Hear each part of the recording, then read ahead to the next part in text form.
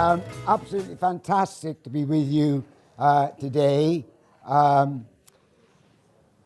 It's been an amazing time in my life. And as I look back over my life, I've been very, very fortunate in having a full and a very active life. I've seen the pyramids. I've walked part of the Great Wall of China. I've climbed over Sydney Harbour Bridge. And I've also walked all the fells of Lakeland. Nothing special about that. Most of those years, over 30 years, I was also a Christian. And during my life, the Lord has had his hand on me and has, at certain times in my life, directed me in the path that he wanted me to go on. And I've got to say, really, all in all, I've had a pretty good life. Up to 2 years ago, I'd never really been ill. And 2 years ago, I had my first and only night in a hospital. That all changed in July 2016. And what I want to do with you today is to share a little bit of my story, but also share how, with the Lord's help, Maggie and I got through that period of time up until today. And as I tell my story, I want to highlight 4 sources of power that helped us get through this pretty traumatic time in my life. In July, my wife and I went down to visit our dear children, grandchildren, my daughter and son-in-law in Bath for a holiday. We arrived on a Monday, and on a Thursday, I took my grandchildren to Longleat. And whilst there, I began to feel pretty unwell. And when I got back to my daughter's house, I just said to Maggie, I think I ought to go into hospital. And we had to wait until my son-in-law arrived, and he took me into the Bath RU hospital. Now, I don't know about any of you, but we hear a lot today about the problems with the NHS. But I've got to tell you from the outset that I have nothing but admiration and really the commitment, the expertise of the staff who looked after me. Because without them, I don't think I would be here today. What happened is that I was admitted into hospital, and they decided that they needed to keep me in for a few days for tests. So I spent the weekend in hospital having a whole series of tests. And then on a Monday morning, the consultant came round. And I don't know whether I hadn't slept that very well that night, because I wasn't too sure the message I was about to receive. He came round, and I had to wait a little while as he went round the room. And then he came, and they pulled the curtains together. I think there were 3 consultants there, and they informed me that some of the chest x-rays that had been taken showed some abnormalities. And they informed me that they were fairly convinced that I had cancer. Now, I don't know about you, there are 1 or 2 folks here who've had that mentioned to them as well. When it hit me like a brick wall. I have to admit, I cried. I don't mind telling you, I cried. Maggie came and we cried together. I also had a very special moment at that time when Maggie, my daughter, went off to hear what the consultant had to say. And my 2 grandchildren, Eleanor was 7, Emily was 5, and they stayed with me. And a moment I will never ever forget in my life is that as tears were pouring down my eyes,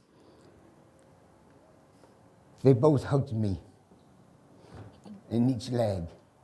We went for a walk. They didn't really understand what was happening, but they also knew that I was in pain. And they gave me the almightiest cuddle I could ever have had. And that really held me up. And once I'd been told I had cancer, millions of things go through your mind. They didn't say what they couldn't tell me what form of cancer it was.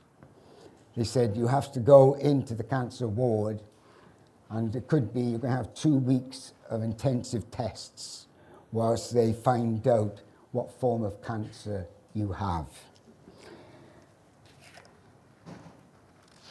I moved in to the cancer ward, and it was quite tough. It was tough. My whole life, I looked back over it and thought, is it coming to an end? I honestly did think at one point in time that my life was coming to an end. One thing that they'd found out in the early stages is that I had a blood clot on the lung, and that was potentially dangerous as well. I'm delighted to say they gave me medication, and within a few days, the blood clot went. That was a relief in what was otherwise a pretty dark time. And seeing folks in the cancer ward was not a pretty sight. And I began to realize what lay ahead of me. My future was certainly unknown, and cancer certainly focuses the mind on what may now be achievable in one's life. Feeling of isolation gripped me. I felt alone. But in all of that, I wanted to remain positive and seek the Lord's help in whatever lay ahead. And one amazing thing was, the Lord had somehow arranged it that I was going to be having this treatment in Bath. I've got to have a bit of water, excuse me a moment. Bath is recognised as one of the centres of excellence in the UK for treating cancer. Just so happened to be, I was taken ill in Bath. What amazing start to my journey I was on. The folks there had seen it all before. First for me, but they'd seen it all before. And there I was in this hospital, and I began to reflect what an amazing time this is in my life. And the realization of what was happening to me sent shivers down my spine. In some very, very black moments, I asked myself, will I survive? Will I survive? I quickly put these thoughts to one side and held on to the prayer channels that had been set up for me. And I'll come to those in a moment. As I was in the cancer ward, I got the opportunity of meeting amazing people. And one thing I would say is that having been in a cancer ward for 2 weeks, not knowing what was the root of the cancer, surrounded by people whose diagnosis was pretty poor. And I spent a fortnight with some very courageous people. But what amazed me was that how do these people survive if they don't have the Lord with them? I just could not. I tussled with this one because folks were there in a pretty dreadful state. And I just tussled with the question, Lord, how do folks survive without knowing you? I had days of endless tests. I must have been in at least 5 or 6 X-ray machines. I went into what they call a donut. I went in to have an MRI scan. Day after day after day, I was having tests. Blood samples, bone biopsies, you name it. I was having the lot. And they couldn't give me an answer about what was the root cause of my cancer. I was in a great deal of pain. My neck, my back, you name it, various aspects of my body were aching. I was on medication of about, most days, of at least 28 tablets, sometimes more. And as far as I was concerned, I was into a journey into the unknown. I just did not know what lay ahead. Yes, they diagnosed some form of cancer, but they couldn't tell me what form of cancer. And so this went on for day after day. 10 days of tests I went through, and I just didn't know what was going to come out at the end. And then I came to the 11th of August. The 11th of August will be a day that I will never, ever forget. Being diagnosed with cancer and being told you had cancer on the 1st of August, I hit rock bottom. I have to say I hit rock bottom. And I don't mind saying I cried. We cried. And sometimes I still cry, unfortunately, because when you're told you have cancer, you just don't know.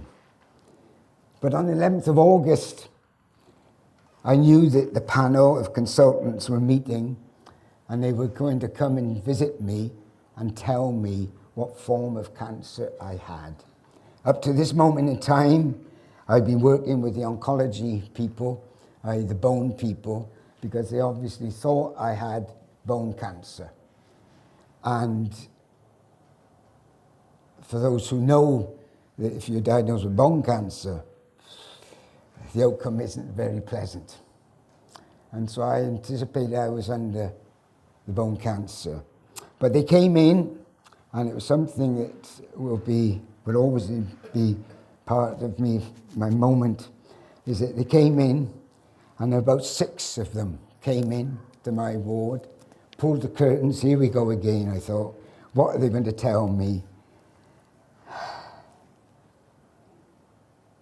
Maggie picked it up, that it wasn't anybody from the oncology department in that group of consultants. They were all folks with experience in hematology, in blood cancer. And they told me, as I was waiting for them to share, my heart was thumping, wondering what the news would be. And when they shared what they came up with, it came as a fantastic relief.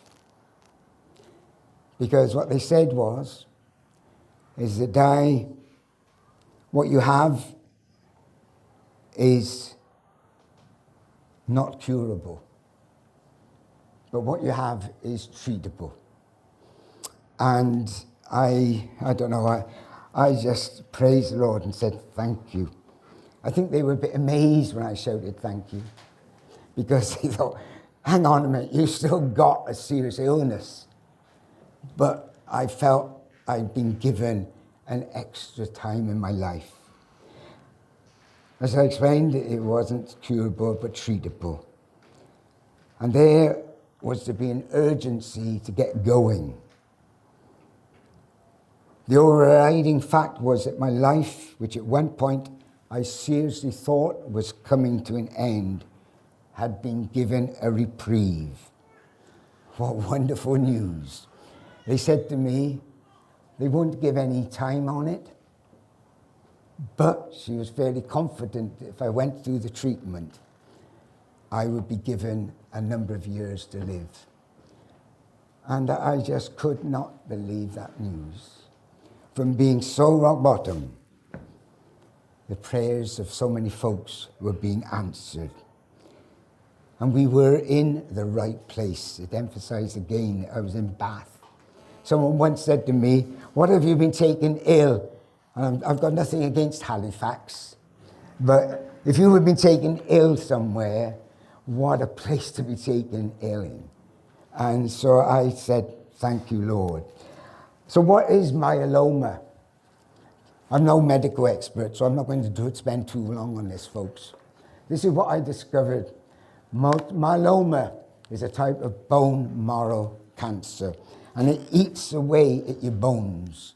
And a bit later on, I'll begin to describe some of the things I found out about how it affected my bones.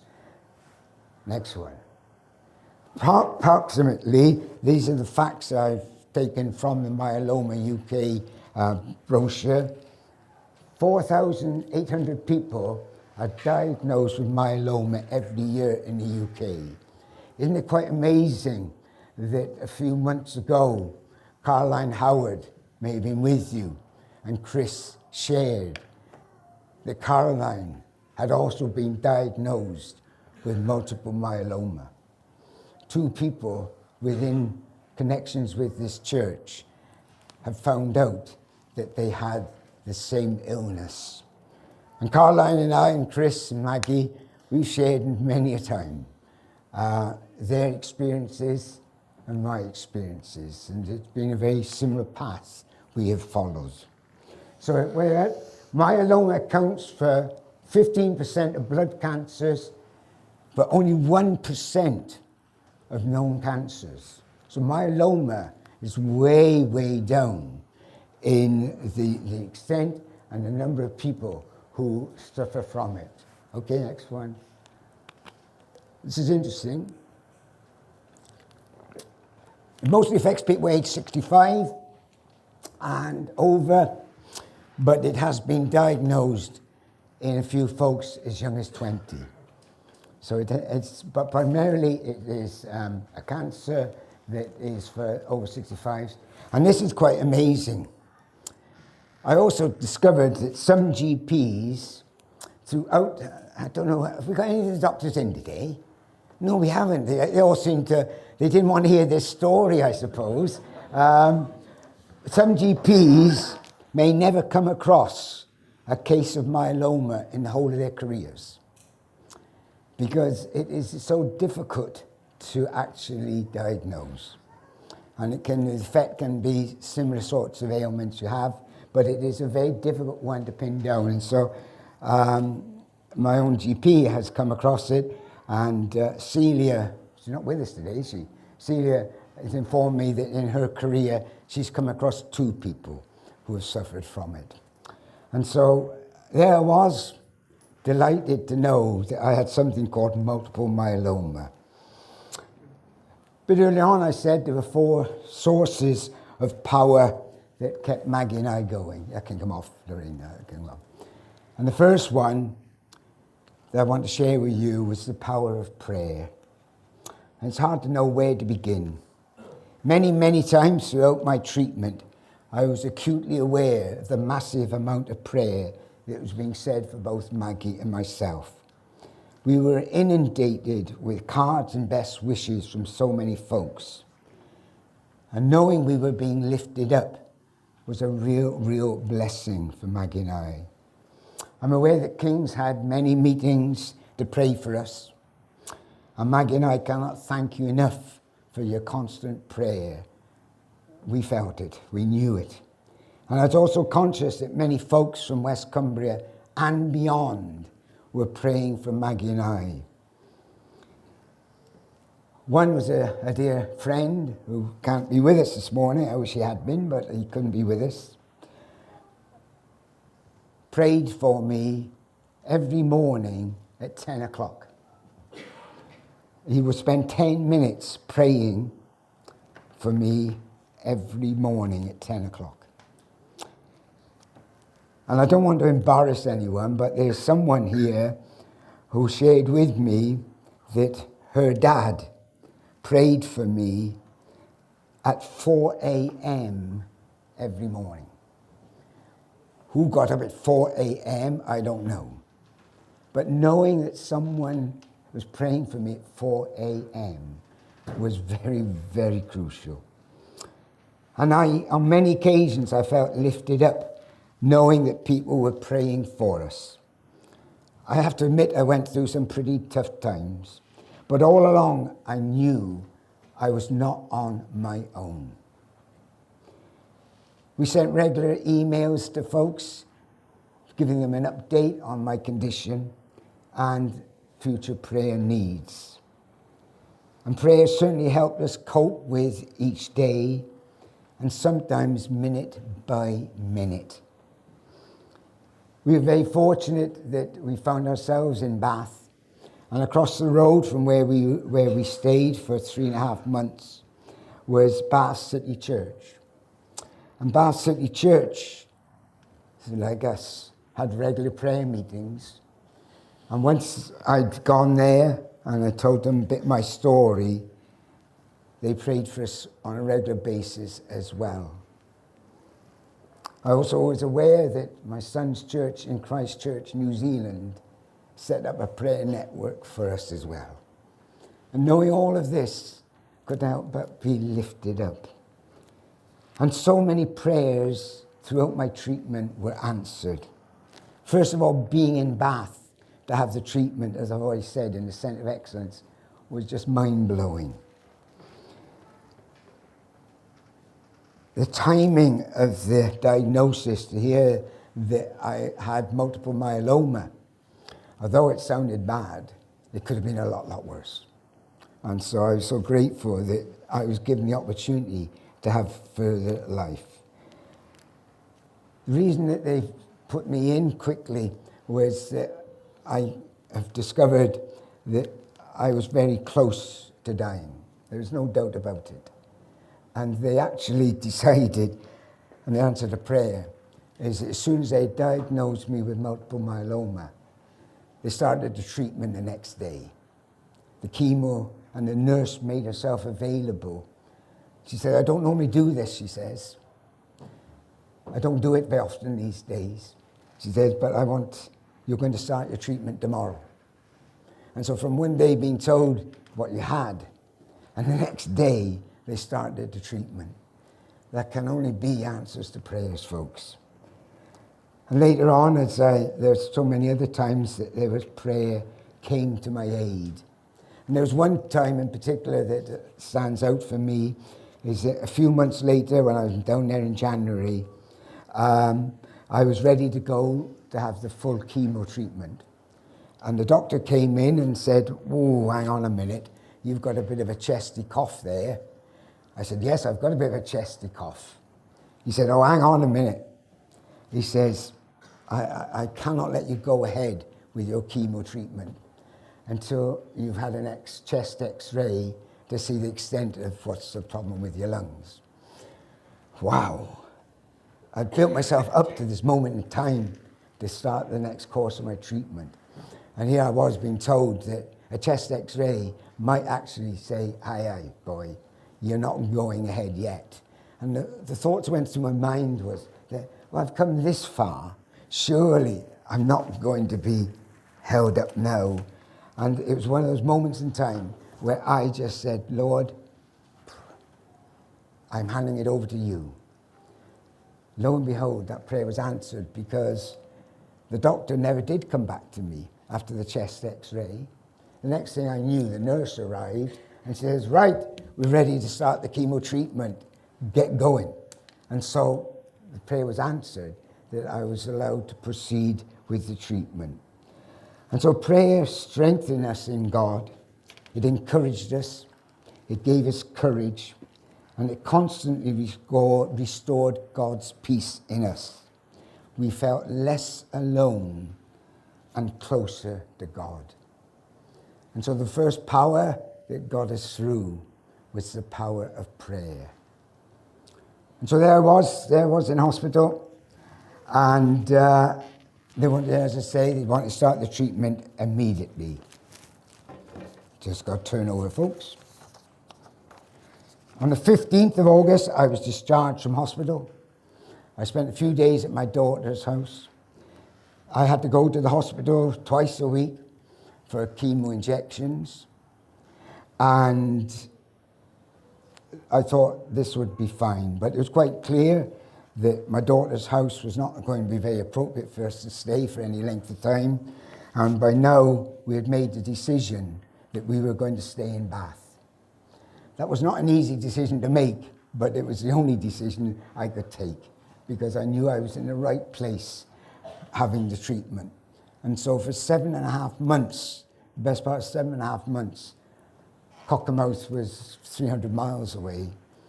Maggie and I were down in Bath. Yeah, we had my daughter there, we had my grandchildren there, but it wasn't an easy time.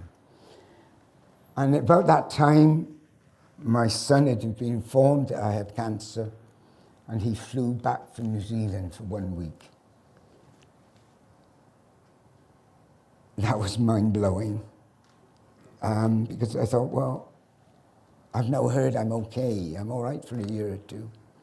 And he came over thinking the worst. But together, we spent a week together, and it was wonderful to see him. And whilst I was there with him, on one day, we moved into a travel lodge for a week, just think, well, we can stay there for a week whilst we work out what we're doing. And on one evening, it was on the, I've even got the date here, 22nd of August. That evening, whilst I was in the travel lodge, I didn't exactly fall, but I collapsed to the ground. Oh, I thought, what is this? I went to the surgery to have to give a blood sample. I was in absolute agony.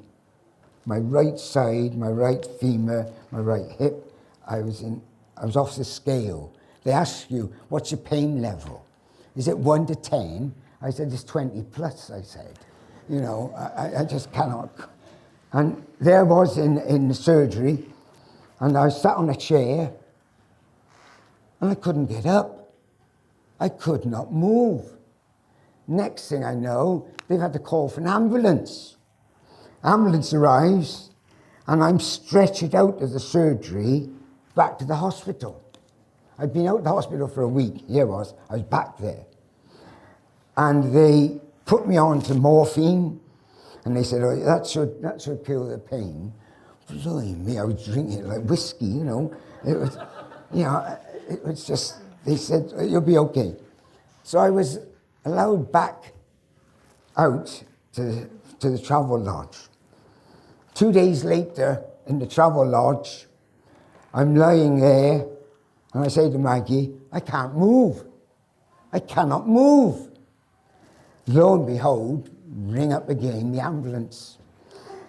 Thought it wasn't the same ambulance crew, but they also had to wheel me out on a stretcher from the travel lodge back to the hospital. And when they got me back to the hospital, oh my gosh, another series of x-rays took place. They now discovered that the myeloma had had a field day eating up my bones. And the way it was put to me by the oncologist, he said, it's like your bone is just like a Malteser. When you cut a Malteser in half, the holes show. And they said, what's happened is that your bones have been well and truly eaten by the myeloma. The bone marrow had eaten away at my bone. And he said, the oncologist specialist said, well, we've got some hard decisions to make here. You are walking on a precipice. The slightest fall will fracture your femur. We could consider putting in a rod to strengthen the bone. But as you're now starting your chemo treatment, we're going to keep it under review. It may be you'll need to have an operation to strengthen your leg. I thought, oh gosh. I thought I was getting into, you know, I got over the cancer. Now here I was beginning to realize the amount of damage that the myeloma had caused. And, but they decided not to operate. And so Maggie and I then found ourselves, but what they did say was that you can't put any weight bearing on your right leg.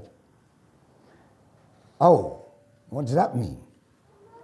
Well, you're going to have to go into a wheelchair. Oh, no. And that's what happened. By this time, we'd moved out of the travel lodge into a very lovely flat right in the centre of Bath, where we were to spend the next 3.5 months. And each day, on a Tuesday and a Friday, I would go back to the hospital to have further chemo treatment. And it was at that point in time in my life where I really was crying out to the Lord. I knew people were praying for me, and that was fantastic. But this time of being in the flat gave me the opportunity to read. And I read all sorts of books, but primarily I read the Bible. And whilst I was in the hospital, they'd given me this book just of the Psalms and the New Testament. If you look at it, it's got lots of markings in it. It's got lots of red underlines because I've read so many passages about how the Lord was looking after me. And I would spend part of the day reading the Bible and finding passages that gave me strength to carry on. As I say, we were also living across the road from Bath City Church. And at Bath City Church, I cannot say how much thanks to them. Because whilst I was there, for the first 6 weeks, I was going to Bath City Church. I was in a wheelchair. From 6th to the 11th week, I was going there with a Zimmer frame. From the 12th to the 14th week, I was going in there with a walking stick. And by the 15th week, I walked in without a walking stick. And they saw me coming in, and they just was fantastic how they looked after us and prayed for us. But while we were there, do we have Psalm 34 up, please, Lorraine? Okay, that's all right, kid. Whilst we were there, week after week, the preacher, whose name was Josh, emphasized Psalm 34. And Psalm 34 has been the linchpin for me in my journey. Because as we read Psalm 34, it spoke so powerfully into our lives. We heard it week in, week out. I should have learned it off by heart, but unfortunately, I'm not very good at learning things off by heart. But this is what it says from verse 2. My soul shall make her boast in Jehovah. The meek shall hear thereof and be glad. O magnify Jehovah with me, and let us exalt his name together. I sought Jehovah, and he answered me. Lo and behold, he answered me all right. I knew that the Lord was looking after me.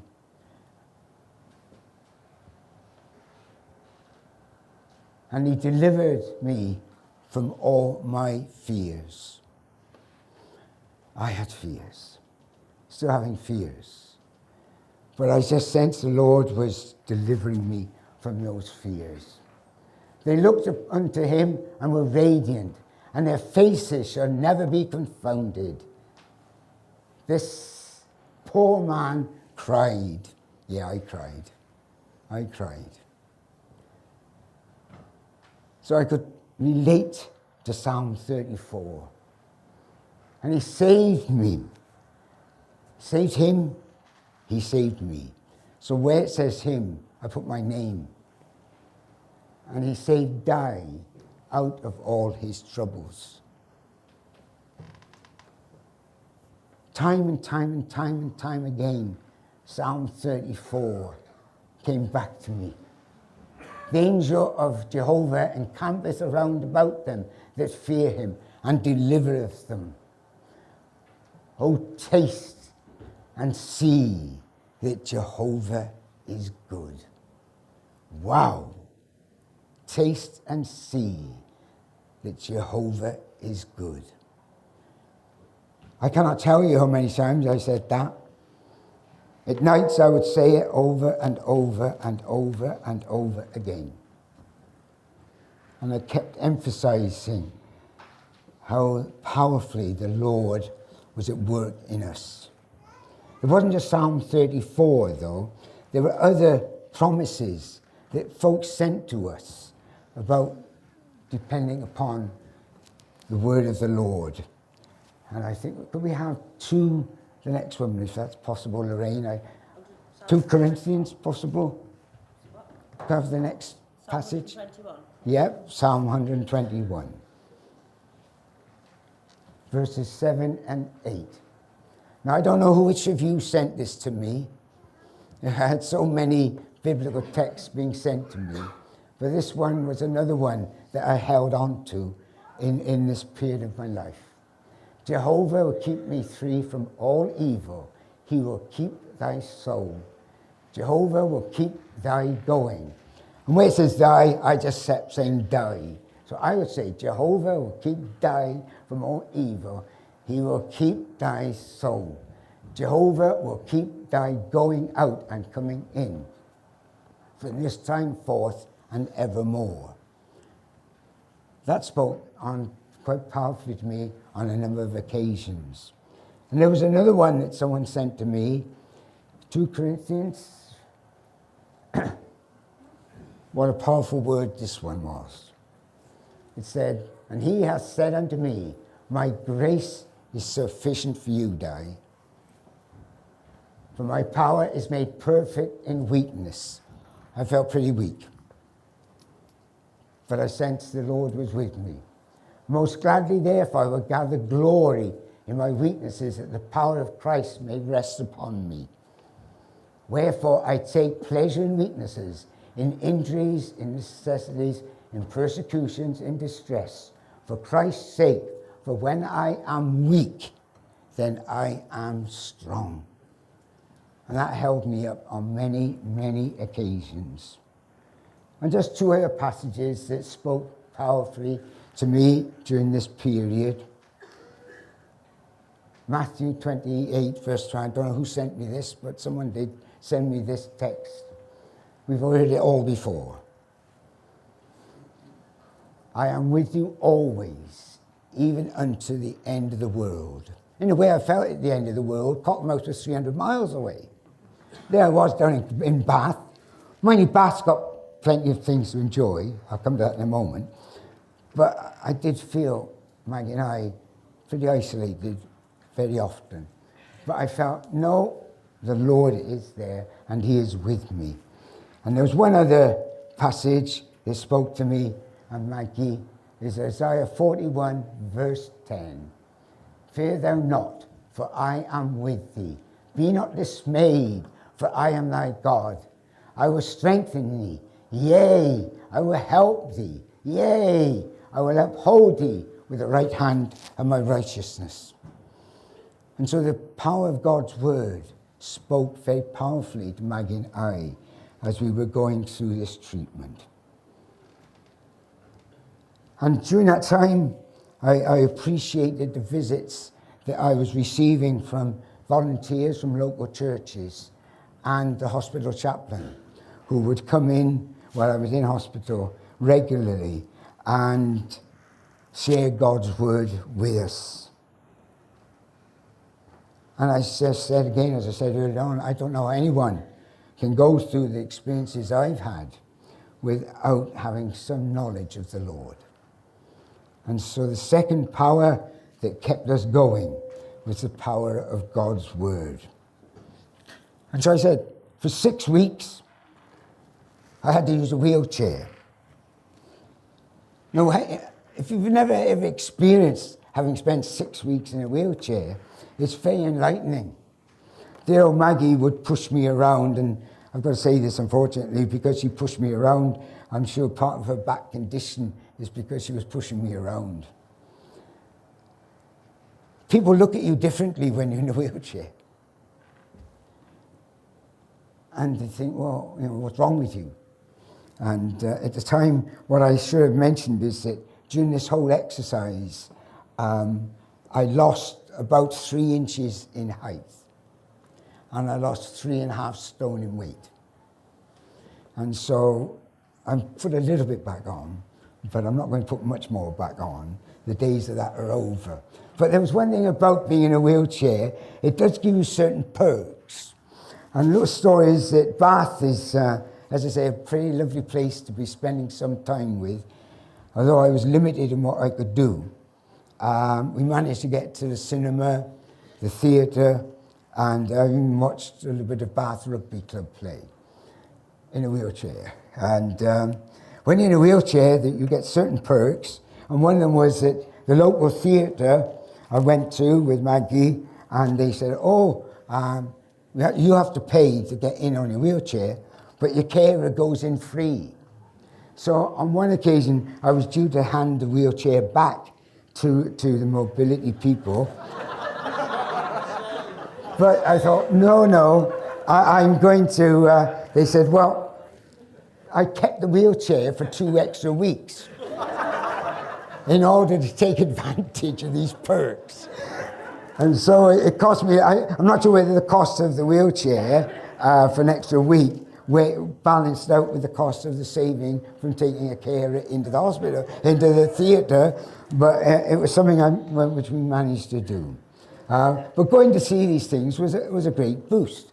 And as I say, Bath City Church as well, tremendous how much they looked after us. So in November, they had said, right, you've now completed the first stage of your treatment. Great, I said. What does that mean? Well, and I've got to say the dear nurse was brilliant. She realised I really had a desire to go back to Cockermouth for a few weeks. So she arranged my programme that I would have a 3-week break. So in November, I returned to Cockermouth. I never thought I would even be coming back, to be honest, at certain times. And as I drove on the A66, just above Keswick there, I had a real adrenaline rush because I was coming back home. Although you might think I've got strong Welsh connections. I've lived in this place now for 35 years. This is very much home to me. And so I just came back, and gosh, the time is going on. I didn't realise it. And so I came back, and then I came to the next power. It was the power of fellowship. And I've got to say this to people. You know who you are, but I've got to say, being a part of this church family, it was absolutely part of me getting through what I was getting through. I'm not going to draw out any people, but I just want to say a big thank you, because so many practical things people helped us with. And it was just wonderful being part of God's family. I heard a phone. Just being part of God's family.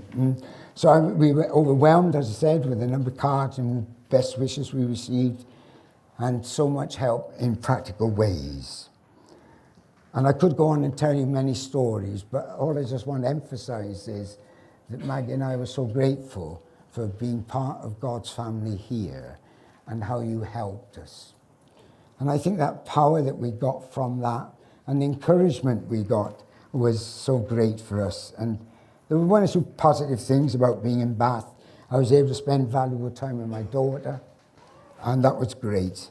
And she and her husband were very, very supportive in our time in Bath. And so the story goes on that, I don't need my notes now.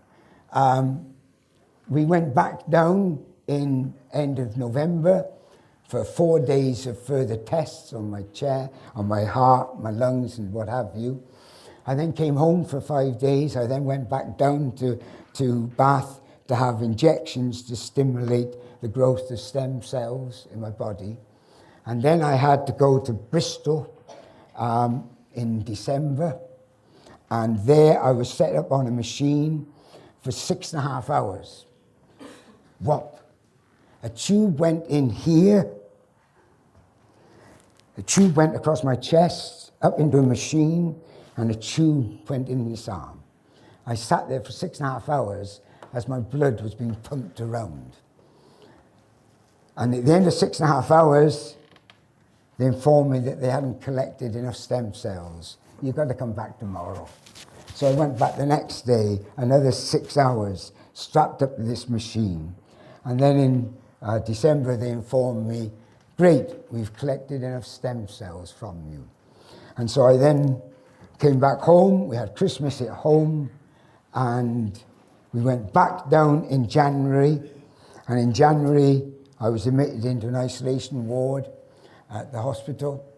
I had to spend time having, first of all, the chemo put in me. I won't go into the details of how I felt. We'll move on quickly from there. 2 days later, the stem cells, which had been taken out of me in December, were put back in me. I had about 9 groggy days, but then gradually I began to feel stronger. And after 3 weeks in hospital, I was discharged, and I was advised to stay in Bath for another month, because my whole immune system had gone. And so I had to stay in Bath for another month. But then in February, we returned home, and things are now moving on at such a rapid rate. I go to Carlisle regularly. I go there tomorrow morning to have another injection. And the reports are that the stem cell transplant has been successful. And it would appear that my last bone marrow biopsy indicated no sign of myeloma in my body. How about that, folks?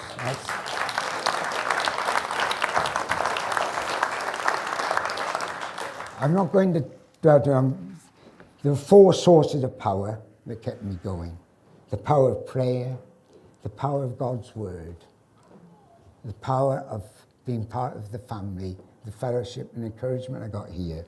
I can't go without just saying the power I got from being with Maggie. It's difficult to put into words. We were married many, many years ago, and when you give that marriage vow, you say, in sickness and in health. For many, many years, it didn't really mean much. But the last 12 months has taught us how important that is. Without Maggie, I don't think I would have survived. She was there for me at every moment of my need, and I'm ever so grateful. But I don't want to embarrass her. I'm not going to move on. But we now look ahead. We look ahead because the future is pretty reasonably bright. As I said, it's a condition that is treatable, but it can never be cured.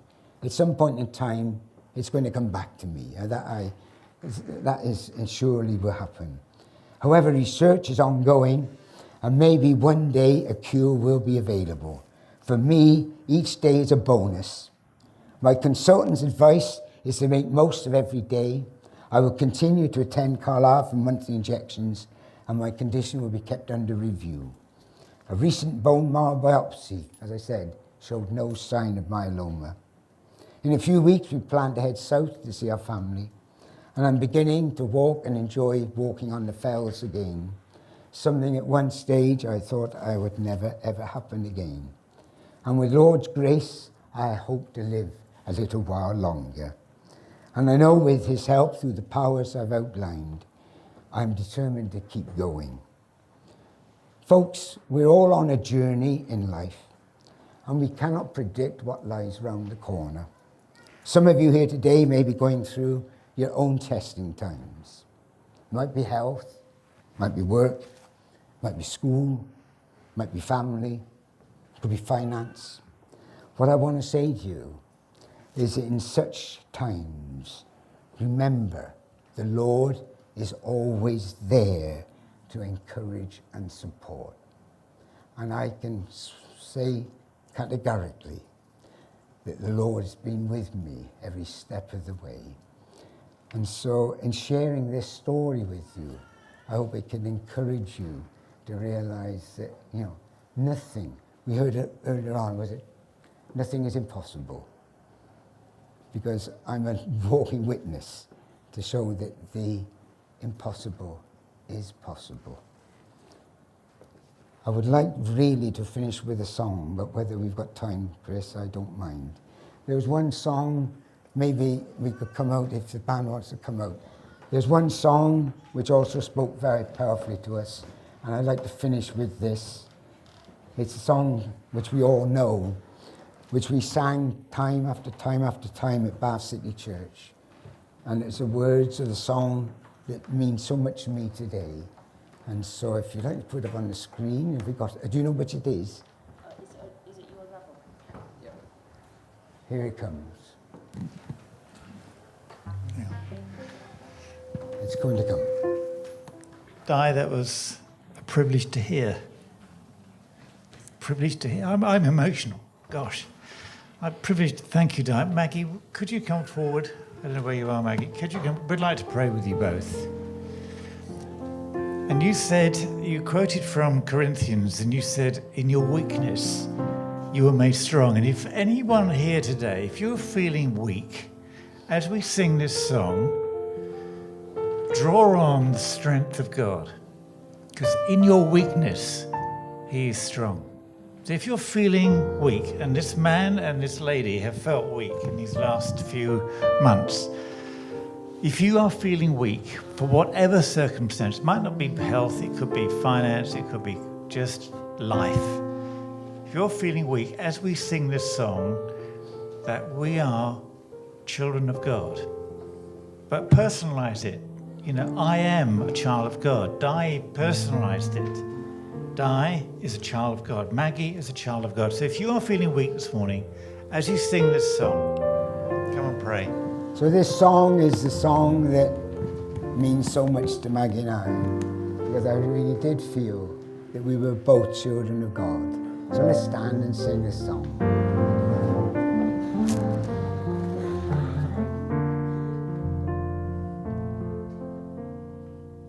Unravel me with a melody. You surround me with a song of deliverance from my enemies, till all my fears are gone. I'm no longer a slave to fear. I am a child of God. I'm no longer a slave to fear. I am a child of God. I'm often asked the question, how are you? And when I get that question, I sometimes say, oh, I'm fine, and take each day as it comes. As many of you know, it's now almost 2 years since I was diagnosed with cancer whilst on holiday in Bath. I had a stem cell transplant. I had 7 months in Bath being treated. And in that time, how did I survive? I survived by keeping close to the Lord, but also knowing that people here in this church family were praying for me earnestly. And that kept me going. And last March, I returned home, and it was lovely to be back with you. Since then, I've been having various forms of treatment for cancer. I go to Carlisle once a month, and I've been on various forms of drugs, which sometimes makes me a little bit sleepy. And it's been a bit tough. Unfortunately, the latest report that I've received is not good. And the chances are that my outlook is pretty bleak. I don't want to put a time on it, but it is pretty close. And so I just come to you today to thank you once again for helping me get through the experience in Bath. And I ask you now if you would support Maggie and I as we now go through what undoubtedly will be a very challenging time in my life. When you're told by the consultant that, I asked the question, okay, I've not responded to the treatment, and I was hoping and praying that the latest treatment I've been on would prove successful. Unfortunately, it hasn't. And now, medically, the options for me are now running out. And so I just have to come and lay myself before the Lord and say, Lord, I need you. And over the next few weeks and months, I want to get that intensity back into my life. The intensity that I had when I was in Bath, feeling so close to the Lord. I've lulled a little bit because I thought I was okay, but obviously I'm not okay. And so over the next few weeks and months, I just want to get close to the Lord and keep to his promises that, life is meant to be enjoyable. And I want to enjoy what the left of my life. I've had a great life, and I'm just looking forward to just enjoying what is now left for me. But the situation is pretty bleak, folks, and I thought it was important. I didn't want to, when I'm asked the question, how am I didn't want to repeat what I just shared 100 times. That's why I thought it was a good opportunity just to come out to the front and tell you all that my situation as it is. But I want to thank you because you helped me help Maggie and I get through 7 months in Bath, mostly spending time in a cancer ward. And I've enjoyed being back here for about 15 months. And so that's a real blessing that I've been able to enjoy. But I thought it's about time that you all know that it's not looking good. But so I just ask for your continued prayers and your continued support as we move on to the next challenging time in my life. Thank you.